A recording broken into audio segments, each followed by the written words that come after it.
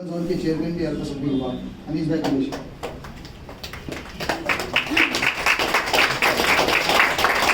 अस्सलाम वालेकुम, नमस्कार, गुड इवनिंग।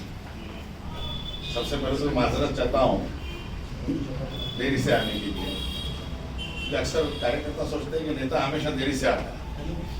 मैं नेता नहीं हूँ, मैं भी एक कार्यकर्ता हूँ आप जैसा ही। मगर हकीकत ये थी कि ट्रैफिक भी लग गया। दूसरी चीज, बड़ी अच्छी तकरीर तमाम लोगों ने, नेताओं ने आपके बीच रखी। मैं कुछ लंबी तकरीर नहीं करूंगा और कुछ महत्व के मुद्दे हैं जो आपको बताऊंगा। क्योंकि आज वसई विरार कांग्रेस कमेटी अल्पसंख्यक विभाग की तरफ से आज डिजिटल मेंबरशिप का तो प्रोग्राम रखा गया। कई लोगों को नियुक्ति पत्र दिए गए। सबसे पहले तो हम तमाम लोगों को मैं बधाई देना चाहता हूँ। आप सब लोग जो उम्मीद भी रखता हूँ, जो जिम्मेदारी आप लोगों को मिली है वो बखूबी आप लोग निभाएंगे।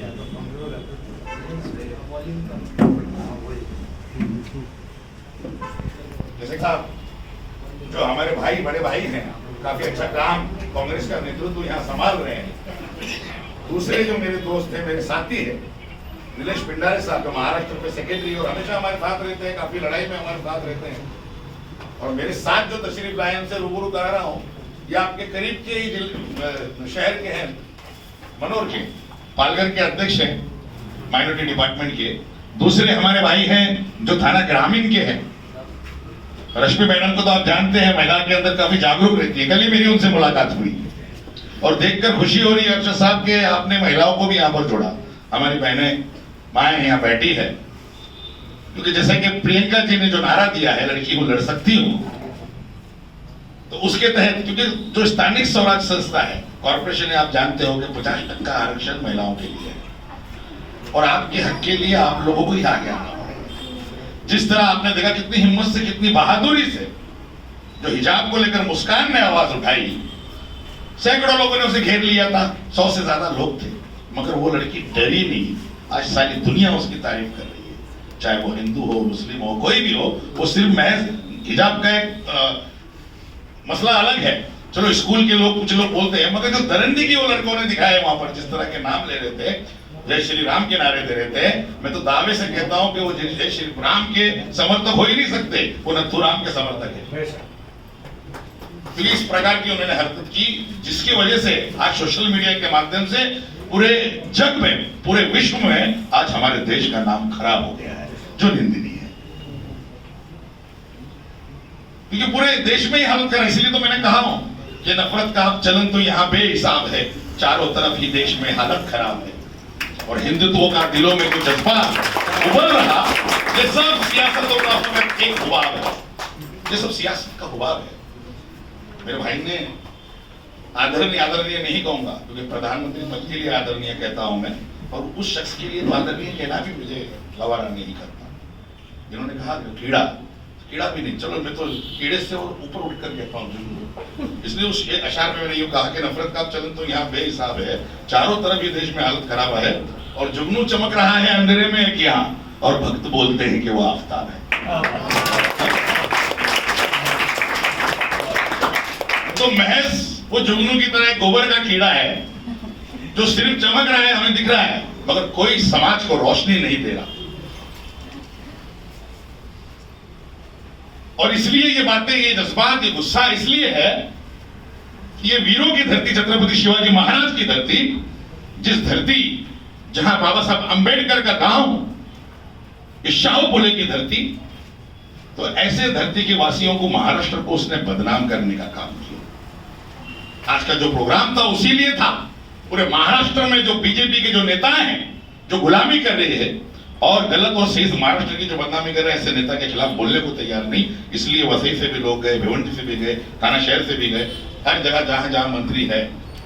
और उनसे क्या बोले हमने कोरोना काल में देखा है कि किस तरह माजी मुख्यमंत्री फडणवीस जी, जिन्होंने रेमडेसिविर का इतनी शॉर्टेज पड़ रही थी और काला बाजारियों को वो साथ दे रहे थे, हमने देखा न्यूज़पेपर के माध्यम से। तो काला बाजारी को बढ़ावा देने वाले लोग हैं। आज प्रधानमंत्री चुनिंदा लोगों के लिए काम कर रहे हैं, सब जानते हो आप। अडानी अंबानी की एक बात नहीं, और भी 2-4 लोग होंगे, मुट्ठी भर लोगों के लिए काम कर रहे हैं। उन्हें देशवासियों से कोई लेना देना नहीं। ये सारी बात तो आप जानते हो। मगर आज का जो प्रोग्राम था, जो कांग्रेस डिजिटल मेंबरशिप, कांग्रेस एक पार्टी के साथ साथ एक विचार है। जब कांग्रेस पार्टी की स्थापना हुई तो हर धर्म के लोग ऐसे ही नहीं, कुछ लोग बोलते हैं ब्राह्मणों ने शुरू किया, क्रिश्चियनों ने शुरू किया, अंग्रेजों की है ये, मगर ये चळवळ है, ये एक विचार है। यहाँ ब्राह्मणों को भी जगह है, यहाँ क्षत्रियों को भी जगह है, यहाँ पर वैश्य को भी जगह है, यहाँ मुसलमानों को भी जगह है, हिंदू को भी है, क्रिश्चियन को भी है, सिख को भी है, ईसाई को भी है। कभी कांग्रेस को आपने सुना नहीं होगा कि किसी एक धर्म की बात की होगी। ये भारतीयों की पार्टी है, जो भारत का रहने वाला, कश्मीर से लेकर कन्याकुमारी तक, अटक से लेकर कटक तक जितने भी लोग हैं जो भारतीय हैं, उसकी बात कांग्रेस पार्टी करती है। ये ऐतिहासिक वैभव से संपन्न पार्टी है। उस पार्टी से आप जुड़ने जा रहे हैं, वो विचार लेके आप लोगों के बीच जा रहे हैं। डिजिटल मेंबरशिप, जैसा कि डिजिटल, ये डिजिटल देन भी जो है आधुनिक राजू जी की देन है। उनका सपना था, कंप्यूटर के लाने वाले भी जनक वही थे। तो डिजिटल के माध्यम से ताकि आपका सीधा संपर्क कांग्रेस के आला कमान नेताओं से बना रहे।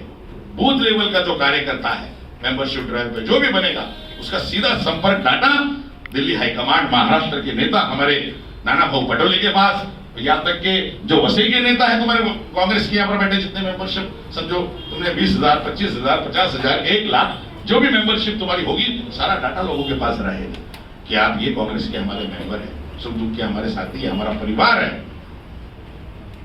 हमें लोगों के बीच जाके ये काम करना है, मेंबरशिप एनरोलमेंट करना है। बीच इसलिए जाना है क्योंकि जो माहौल इन्होंने, जो विचारों का इन्होंने पूरे देश में बर्बाद करके रख दिया है, इसे हमें तुम्हें ही सुधारना है और इस विचार से लोगों को जोड़ना है। अगर चाहते हो कि इस देश में लोकतंत्र बचे रहे, इसकी गरिमा बचे रहे, तो हमें एकजुट होकर कांग्रेस के विचार से जुड़ना ही होगा।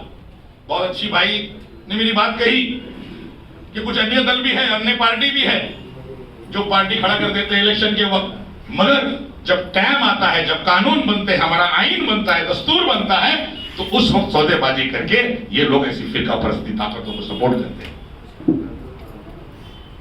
कोई भी मसला हो, हमने देखा है कि वो हर मुद्दे पे उनका सपोर्ट करते हैं। तो ऐसे जो बिचौलिए लोग हैं जिन्हें हमने बड़ा कर दिया है, उन्हें हटाइए और सीधा संपर्क, जो राष्ट्रीय पार्टी जो भाजपा से लोहा ले रही है, आदरणीय सोनिया जी गांधी, आदरणीय राहुल जी गांधी उनसे लड़ रहे हैं। क्या राहुल जी ने आगाह नहीं किया था, मगर उनका मजाक उड़ाया गया।